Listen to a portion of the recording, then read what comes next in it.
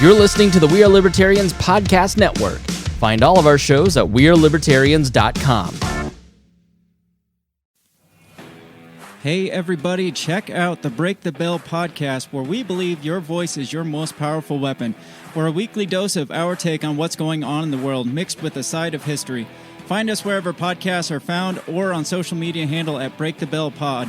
And most importantly, never stop talking.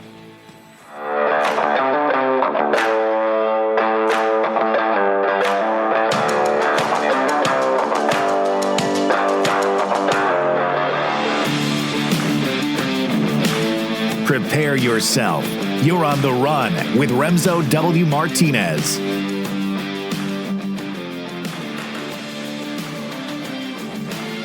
So I have to admit, when it comes to my history of newsletters, I haven't always been great. And I'm talking about mine specifically. When it came to my clients, I was always knocking them out of the park. But for myself, I've never been able to keep up that type of rhythm and effort sometimes. I have to, my thing is, like, if I'm going to write something, I'm going to make sure I put a lot of effort into it, unless it's designed to be something specific. I believe that if you're going to take time to read something, it might as well be something that's worth it. And, for my newsletter, the On the Run newsletter at Substack, which you can, of course, subscribe to, the link is in the comments of this episode, I took a few weeks off. One, because I left my job, and I was not in the headspace to do that. You could probably understand that. You've been in that situation before yourself. Then the holidays came, and I just really didn't want to have to do that. I've got a whole bunch of other things going on. I've got this show, which comes to you twice a week. You usually get a full monologue episode that I'm working with my publicist and good friend, Chloe, to try and book guests, and then I'm trying to, do everything else. And I've got the other show, Second Print Comics. I've got bonus stuff there. I've got a lot of stuff going on, and now I've gone back into private contracting, consulting for authors, small businesses, publications, you name it.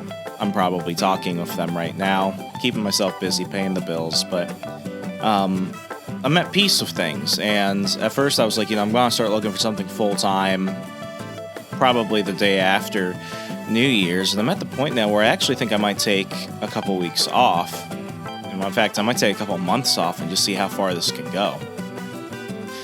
I've been thinking about where I want to go ahead and put my energy, where I want to go ahead and actually put my effort, where I want to go ahead and actually try and build something again. And the show is part of it. Second Print is part of it.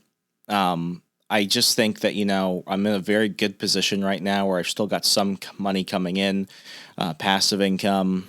I've got money coming in from contracts and consulting. Like, I'll be okay. I'm not really worried about that.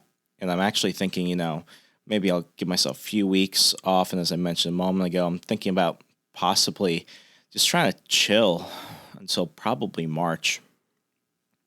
This year, I don't think it's going to be too drastically in terms of societal things, things outside of our control. This year might be the same as last, but there's an energy about it that makes me want to try something different. I'm not talking hokey New Year's resolution stuff. I'm talking about actually getting to wipe the slate clean and try and do something different. Try and change my thinking about the world. And I say it, enough times.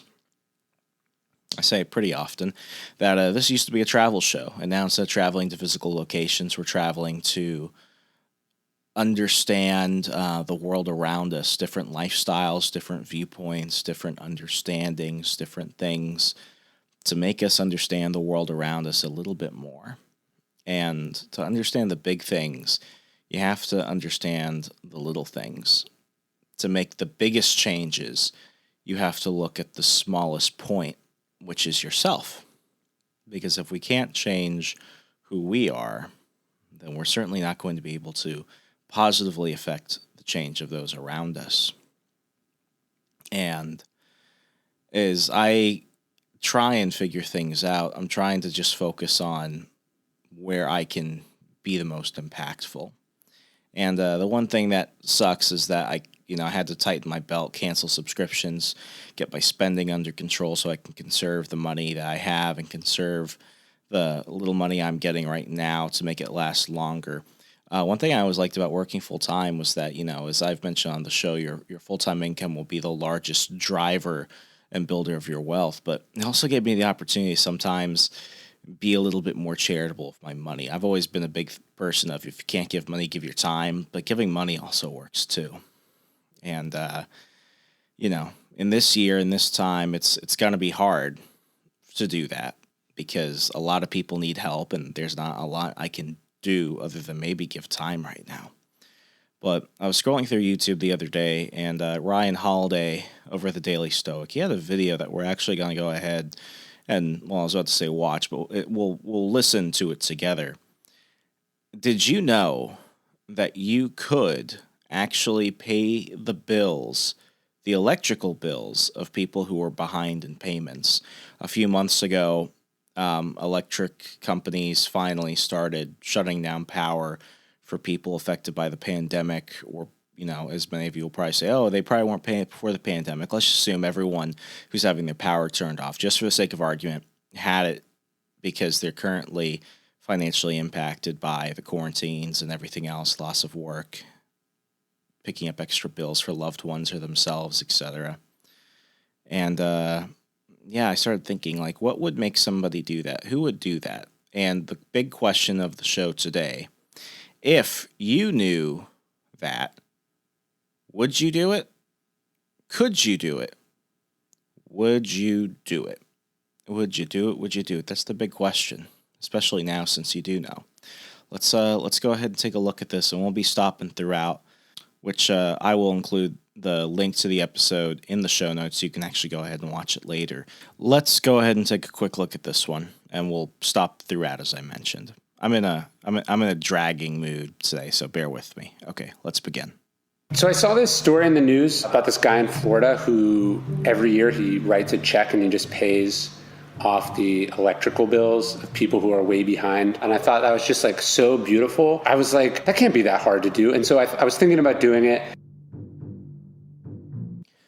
First off, before we kind of get any further, paying somebody's electrical bill. There are a lot of charities that we usually think of as kind of like go-to charities. For me, it's people dealing with, hunger, food insecurity, veterans and their families, and animals who have been the victims of cruelty and abuse. And, oftentimes we tend to look at some charities that are a bit flashier than others. We want to go ahead and give laptops to kids in villages with no running water. We want to go ahead and make sure that, as one Miss America candidate once said, we want to make sure that people in Texas can find Iraq on the map. But often, we get a little bit distracted with the big things that tend to catch our attention. But what we forget about are the essentials. And, right now, I can't imagine what it would be like if I lost power to my house and I couldn't afford to even pay my electricity bill. My entire job is based around having access to electricity. And, electricity might not be the one thing that a lot of people really think of throughout the world. In America, we take electricity for granted. Most of the world needs water. Most of the world is looking for just some food. But, in America, we're so connected. We're so used to being able to have quick access to everything. Even just to, power our refrigerators or power our laundry, keep ourselves warm. Imagine what it would be like if you just woke up one day and you had to go 1 week without power. When I was in, I think it was my sophomore year of high school, the power grids went off in my neighborhood. And for 3 days, there was no power in actually the entire town of Centerville and I think Clifton, parts of Manassas. And you would have thought that like it was like an alien invasion or a mass like tsunami event or something. I remember watching clips from the news when the power did eventually come on. They were reporting on what people did during this time. And you had this one woman who looked like a classic Karen. She's at the local mall charging her iPad, and she's saying, "Oh yeah, I've been here for like 8 hours," and then suddenly she's like, "I don't know what I would do if I didn't have access to my iPad." And I looked around, and they had cooling stations at high schools and stuff, so that way the elderly or the homeless or people who it was in the middle of the summer, so people who are at risk for like heat exhaustion or stuff like that could be cool. But you just see like regular like middle class families going in. What are they doing? They're finding all the outlets and they're just charging their phones and stuff. And it's like, we have it so good. So really think about that. What would it be like if you yourself could not at all pay your electricity bill? Think about that. How may I help you? Hey, I had a quick question. I was reading this article about someone who sent in like a check to pay for the electrical bill of people whose power was going to get cut off. Is it possible to do something like that? Yes, sir. How would that work? Like, do you guys have is it a list of customers? Is there an amount? I don't know. I was thinking about doing that and I was just wondering how I might do it. So normally what happens is, whomever calls and asks if there's members who are financially hurting, and we'll gather a list. Normally the person that calls, gives us an amount that they want to pay, and then we divide that out amongst the accounts. Got it. Because you guys are back to doing shutoffs after this far into the pandemic, right? Yes, sir. Effective a month or two ago, we did continue with the disconnection. Basically, I just have to pick a number, and do I just write a check, and then do I just put on the check what I want it for? How do I do it? I was going to try to swing by today. So with the check, you're more than welcome to go to one of our lobbies. The drive-through, the lobby's actually closed. The drive-through is open, and you just say an amount, and then that office will work on getting some accounts to attribute that to. Okay. This is super helpful. I really appreciate it. So I'll just write a check and I'll swing by and drop it off in an envelope or whatever. My wife and I were talking at the end of the year, how can we be generous? How can we do something for other people? And this idea of the electric bill. We live near this little town of Bastrop. That's where my office is. That's where this is. The city of Bastrop is pretty well off, but the county, the rural county where our farm is, where we live, is not in the best shape. Like a lot of rural towns in America, it's struggling. And so I called the city first, and I asked if they had a thing for the city of Bastrop Utilities, and they said, we do, but it's not really what we needed, and other people have helped for that, and they said, but you should talk to Bluebonnet, which is the electrical co-op for the county, because that's really where people are struggling, people who live in trailers. I drive by this house on my way to work. These people live in a shed, like an actual shed, the ones you see for sale in the parking lot of Home Depot. And that must be so hard. And so we settled on this idea of doing it. So I called the utilities. I asked them, are there people who are behind on their bill? And there was a grace period at the beginning of the pandemic where they weren't shutting off electricity. But how long can a business stay in business that doesn't require its customers to pay its bills? And so it's sad, I understand it, but this is the opportunity for people to do things. So again, you can think that the government's not doing enough, and that can be true, but simultaneously, it can also be true that you as an individual are not doing enough and need to do more. So that right there, that part is the most important. You might think that the government is not doing enough, and maybe you're right, but that does not mean you as an individual cannot do more and should do more. I really like Ryan Holiday. I am a practicer of the Stoic philosophy, the Stoic mindset. I credit him with a lot of that development and knowledge and understanding of Stoicism and the Stoic school of thought. I think, I've never met Ryan Holiday. I think Ryan Holiday, just from what I've observed and what I've heard from people who I know have interacted with him, is a good man. I think his politics are a load of shit, but I think he's a good man. And he's more progressive than me. Me and Ryan Holiday will probably never agree on politics, but let me tell you this right now. Much like Dave Portnoy from Barstool Sports, who started the Barstool Fund to go ahead and help small businesses financially, because over half of all small businesses that had to close down in 2020 and are still closing down because of the pandemic will close down permanently, which means they're never coming back. Barstool Sports has done more for small businesses in America than the federal government. They've done more for small businesses than, Microsoft, than the Amazon, than all these other people that are constantly talking about, spreading wealth. I didn't see Bernie Sanders give one of his many houses to people who were forced out on the street because they were told they couldn't go to work or because their businesses died. I didn't see that. So, people like Dave Portnoy, people like Ryan Holiday, even though Portnoy has, through his fund, has raised millions of dollars, Ryan Holiday, I don't know how much is in that check, but what he's done, what he's willingly done, is more impactful and is better for people and better for putting good energy, good juju out into the world than all the libertarians bitching on Twitter and all the Republicans bitching on Parler and everyone else bitching on Facebook. Basically, all the people bitching online about no one else doing enough and how they have all the good ideas and people just need to listen to them and everyone else is a moron. Ryan Holiday is doing more to change his community and change the world than you if you have done nothing but complain online. That's just a fact. And, I don't think that one statement makes Ryan Holiday a libertarian, but it makes him a man of action. And I can say that about him. I can't say that about a lot of people. I think if you're listening to this show, you're a woman of action too, but you get my point. But anyway, let's continue. For the Stoics, the phrase "the common good" comes up 80 times in Meditations. Marcus Aurelius says the fruit of this life is good character and acts for the common good. So the reason I'm making this video is not to tell you what I'm doing, but to show you what I'm doing and why I'm doing it, to inspire you to do some version of this in your own life, whether it's paying off one person's electric bill, whether it's reading Nextdoor and seeing one thing you can do for your neighbors. This isn't about credit.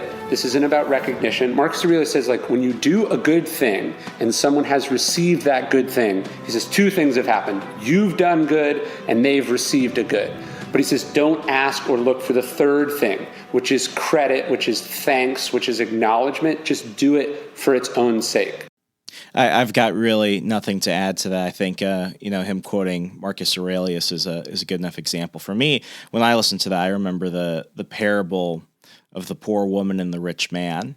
And what happens is in this town square, you have this offering box. Let's call it an offering box. You've all seen it, where you just walk by and you could drop off a donation. Well, the rich man with, let's say, he's worth like $1 billion. He stops by in public and he knows that everyone in the town square is going to see him. He shows up and he gives probably, 2-3 giant bags of coins. And, this is money that he didn't really need. Not really need. This is money that he didn't really have to put towards anything. He wasn't looking for anything. He was just like, I've got all this extra money. I'm going to go ahead and give it. And, he does it in the day and, he looks really impressive. And people are like, oh, wow, look at how much money he gives. And he's proud. He smiles. And at night, you have the woman who's a beggar. And she goes by. And there's something in her heart telling her that, even though she has very little, she can still give something. So she has 2 coins to buy food with. What she does, she decides to take that voice from the Lord telling her to go ahead and give and that she will be rewarded spiritually and she will never go hungry. And she goes and she gives one of her gold coins. So now she's literally given half of all she has. And she only had 2 coins to begin with. So the question is, who gave more? Who was a person of better faith and action? The person who gave what they didn't necessarily need or want or have much use for, who did so publicly and was showered of praise, or the person who you'll never know or would ever assume would give anything at all? I'm not going to tell you because everyone wants to argue, but that's a good question. I think it's the beggar. I think it's the person that took a leap of faith. And I think we need more people like that these days. Remember, the fruit of this life is good character. And I just think like the Stoics say, if you want to see good, there's an easy way to do that. You just have to do good. So instead of despairing at inaction, instead of despairing against some of the sad things I've seen, even things people have expressed in the comments of these videos, my wife and I thought, let's try to come up with something we can do, and let's try to share about that to encourage more people to do it. So they said you just pick an amount, but you could go 100 people times $100. That's $10,000. Are you comfortable doing that? Or is that too much? Yeah. No, that works. All right, will you make sure that there's that amount in the checking account? Yeah, so the average person owes about $100. Yeah, that's when you would start to get in. $100. Let's just think about that for a second. $100. That's how much your average person owes, and that's how much they owe when they start getting in trouble with the electric company. $100. I know people that blow $100 on just ridiculous shit in an afternoon. I know I've probably done that. I think I've told some of you the story before, but a few years ago I was starting a small business. I've tried to be really frugal with my budget. I asked for a loan of $200 from a good friend, and I offered to pay him back 50% interest. Long story short, I did not make $1 from that online business. It was a giant flop. And not only did it take me a while to just pay back the $200, but I actually took a job out of state for a weekend working on a campaign for a last-minute client during an election cycle. And, as soon as I was done with that, a lot of the money went towards paying gas, food, that type of stuff. And, because I wasn't getting comped. And, a good $100 went back to pay the interest. And then I was left with probably like $40. So, worked probably 20, 30 hours only to come home with the profits of like 2 hours. It was what it was. But I remember what it felt like not being able to pay back that initial amount and then having to work that hard just to pay that interest back. I mean, for some people, I remember when I started getting into like bigger business and somebody told me, Remso, you can't fight over the small sales. You're dealing with people that spend millions on the drop of a dime. You got to expand your world. And I've done that, but I never forget that, because for a good chunk of the world,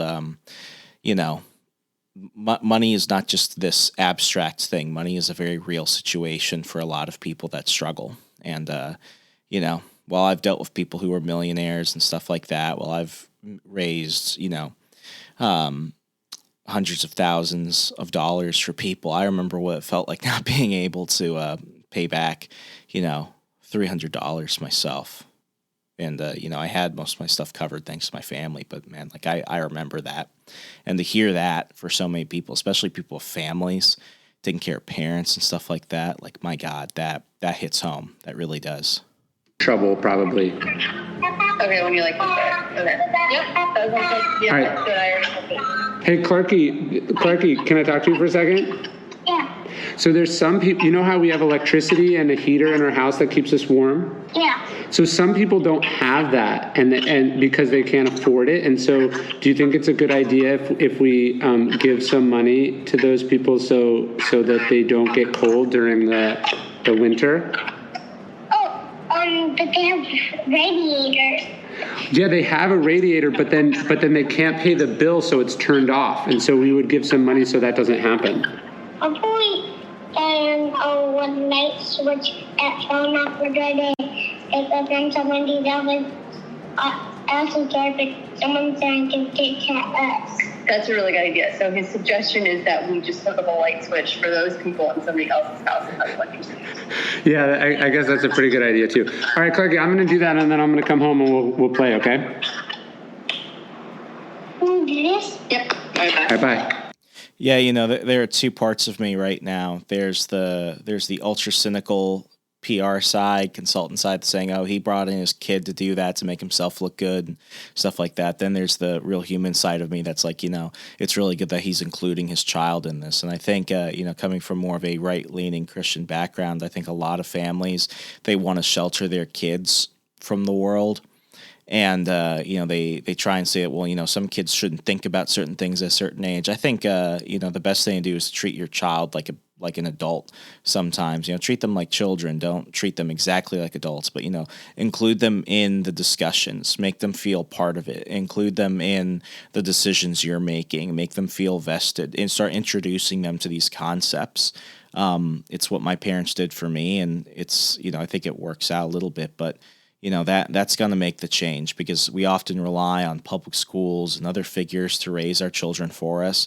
That's a good example. I don't know if he does it all the time, but just from that's a good example. Keep your kids involved. Let them be part of your life, and that means situations like this that they might not understand, but they'll develop what they need to do to understand it. I just sent out this one email, sort of talked about hunger in America, talked about how cheaply and effectively food banks can help people. And I sent out the email, and I put in the first $10,000. Daily Stoic put in the first $10,000. And I thought, hey, maybe we could double that. Maybe we could get to $20,000, which would be 200,000 meals. I checked like 10 minutes after the email went up, and we were already at 40. And it went up to 60, 80, and by the time we sent out a second email about it a few days later, we got up to almost $120,000. That's over 1 million meals for people. And I found that to be so incredible and inspiring. As a wedding present, my wife and I got married in 2015. Someone gave us this little jar. It's like a ceramic, like house-looking thing. It's like a piggy bank, basically. And on the front, it has a quote. It says, "No one ever became poor by giving." And that's a quote from Anne Frank.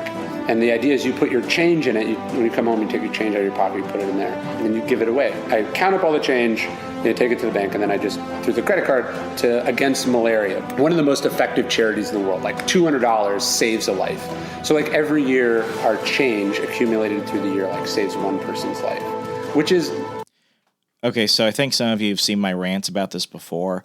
I joke that like nonprofits and think tanks are like legalized money laundering for like the rich.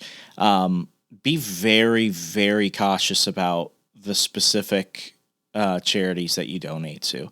I go on rants quite often because I think that Wounded Warrior Project, as you know, I'm big into veterans and their families. I think Wounded Warrior Project is one of the most wasteful and despicable veterans organizations out there. They've made better reforms, but they still haven't gotten my trust back. My family still donate a lot. I used to wear a Wounded Warrior T-shirt and stuff like that. I will never give a dime to Wounded Warrior projects. So I mean, do your own research. There are different rating organizations that tell you what their overhead is like, what percent of the money actually goes towards the things that you want the money to go to. I think it's like, for every dollar that goes towards like certain charities, like only like 2 cents of it actually goes to the actual person that you're trying to help or the service you're trying to provide. And trust me, like that's part of overhead. You need to pay the bills in order to make a difference. But when like 99% of your donations are just going towards overhead, that's a problem. For veterans charities, I give to the Special Operation Warriors Fund. I give to the Gary Sinise Foundation. The Gary Sinise Foundation is my absolute favorite. I give to Samaritan's Purse. I give to my local Humane Society. I'm a little bit iffy about some of the larger animal rights, animal protection companies, so I give to my local Humane Society out here in Fairfax, and I need to trust them. I need to know that when my money's going somewhere, it's actually going to be used. I even donate to GoFundMe's for friends I know who are trying to help out either themselves, family, or friends, because at least I know where the money's going to go. DonorSee is a great organization too. We've had Gret Glyer on the old show in the past, but DonorSee is great because those people have to provide you photos and receipts. You have to, they have to provide that. And, just be very, very cautious about it, because especially right now, there are a lot of scams and stuff for, where people are using the pandemic as a way to make money off of people's kindness and stuff like that. So do your research, check your gut, and know where the money goes. That's all I've got to say about that. It's not saving the world, but it's saving the world to that one person. And so when we do a little bit, we are only doing a little bit in the large scale of the world, but we're doing a lot for that one person. And that's kind of how I think about it. Marcus says in Meditations, he says, what's good for the hive is good for the bee. When you do something good for the community for the whole, you are also doing something good for yourself. And conversely, he says, you can commit injustice by doing nothing. So it's not my fault that people can't pay their electric bills, but it is my fault if I decide to stick my head in the sand about it, or to blame other people for it, or to avoid an opportunity to do something about it. I talked to my wife, we're going to do $10,000. I have to write this check. It's a big check for me, but that $100, that $200 that people are having trouble paying on their electric bill, that looms much larger to them than the missing $10,000 in my bank account is going to be. This money, not in my hands, but in somebody else's hands, spread out over 100 people or 150 people, will have far more impact for them than for me. And in that sense, I'm doing something great for myself. Wow, I may have prejudged a bit, especially when I spoke about the story about the rich man and the beggar. He certainly obviously maybe heard of that before, and while he could have appeared as the rich man in this situation, he has chosen the spirit and faith of the beggar, and that's incredibly commendable. I mean, when you give a few cents out to like the Salvation Army when they do the buckets and stuff, the people waving the bells and stuff, ringing the bells around Christmas, like that's helpful, that's nice, but to be intentional about your donation. I've got friends that make close to six figures now, and they're really young and they're single and stuff. And I asked them one time, it's like, so have you guys given to charity?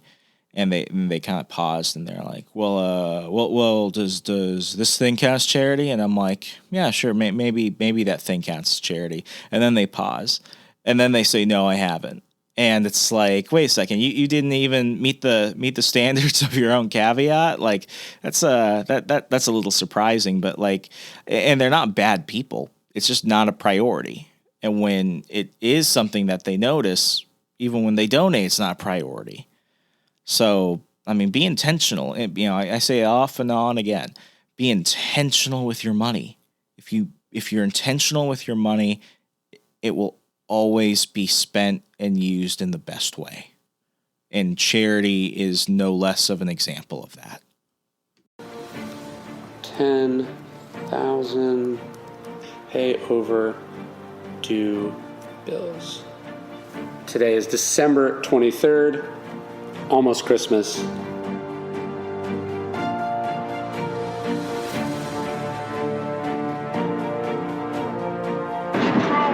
Hi. I just wanted to drop off. I wanted to send it to pay overdue bills for people. Oh, okay, perfect. Bye. Thank you.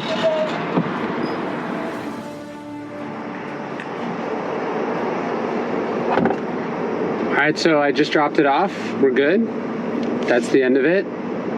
Merry Christmas. You'll probably be watching this well after Christmas, but I hope this inspires you a little bit. I love that Anne Frank quote, nobody became poor by giving. Do what you can with what you've got, or who you can. It's not a bad way to do it. There's another quote I love from Bill Campbell. I read it in this book, $1 Trillion Coach. I've tried to make it a little bit of mantra for my life. He says, if you've been blessed, be a blessing. I think that's a good way to think about it too. I'm very lucky to do what I do. I'm very lucky that what I chose to do happens to be at the level that I do. It happens to be lucrative. I'm lucky, as Marcus said, that I don't need anything. And the real good luck, though, is that there are other people who need things, and I'm in a position to do something about it. And I think most of the people watching are too. Or if you're not right now, it's totally fine. But one day you will be. And what will you do then? That's the question. Let's have a good 2021 where we all do as much as we can for each other. Good character and acts for the common good. As Marcus Aurelius said, all the rest is commentary. Everything else in Stoicism is extra. Everything you do in your life is extra. That's what I'm going to try to live by in 2021, and I hope the same is true for you. For the Stoics, wisdom was an ongoing process. It was a journey. Zeno said that well-being is realized by small steps, but it's no small thing. So how do we do that? Well, I suggest the Daily Stoic email. You can sign up at dailystoic.com/email. One email every single day, totally free. The best wisdom and insights from the Stoics, from Zeno to Marcus Aurelius, Epictetus, and Seneca. Sign up, start your journey. Let me know what you think. Usually I would cut the last part where it's just them pitching everything, but I did basically take the guy's entire video and use it for this episode, so I didn't have to talk much. So because he's so much better at providing these examples than me. So of course most of you who have been listening to this show, you already knew about Ryan Holiday before me, but for those that don't, I'll go ahead and include this episode and everything in the show notes today. But focus on what you need. Everything else is commentary. That's so perfect. And for me, I know that I'll never one day be like a full-on Jedi. I'll never be fully a Master Yoda and stuff like that. But what I can be is I could be a Luke or an Obi-Wan, somebody that still struggles, but somebody that tries to overcome and will dedicate their life to doing that. That's the Christian walk of life. You know you're not perfect. You know that you can accept salvation, but you're always going to struggle. That's why you need a savior. You're never going to be perfect. That's why you need to constantly self-develop, because even though you'll never reach that state of perfection, being a step closer is more than never having tried. And I think with this year, guys, I'm telling you, I'm scared about a lot of things. I really am.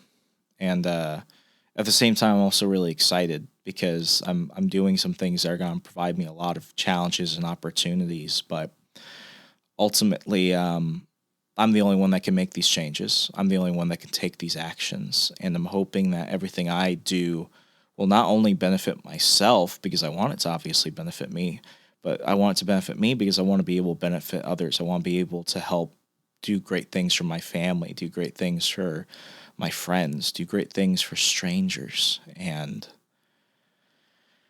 I want things, I won't say better, but I want things to be different, because sometimes different is good. And the worst thing we can do is try and have to try something else again. I'd rather do that than never try. So it's going to be scary, but it's never for me. It's always for other reasons. I benefit as a result of that, but I am not the focus. Putting more good out into the world is the focus. And as we continue this journey into 2021 and beyond, let's do more things out of our comfort zone. Let's change ourselves. Let's change the world. As always, thank you so much. Once again, Remso W. Martinez. Follow me on everywhere the internet has graced me with at Hey Remso, HEYREMSO. Follow me on Parler at REMSO, at Remso. Catch me on The World According to Ben Stein this week. Check out all the amazing shows at the We Are Libertarians Network. And please, it costs you nothing but means everything to me. A 5-star rating and review telling people why you like the show. Helps me out a lot, helps this show get to new listeners and all over the world, and global domination is within our grasp. Take care, everyone. I'll talk to you later in the week. Bye.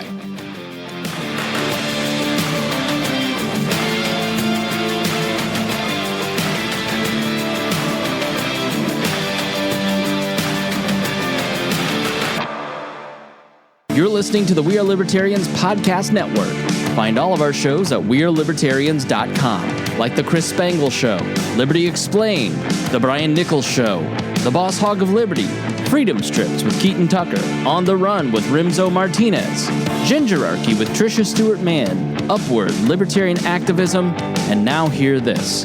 Tune in now and we're going to help you sound smarter when talking with your friends.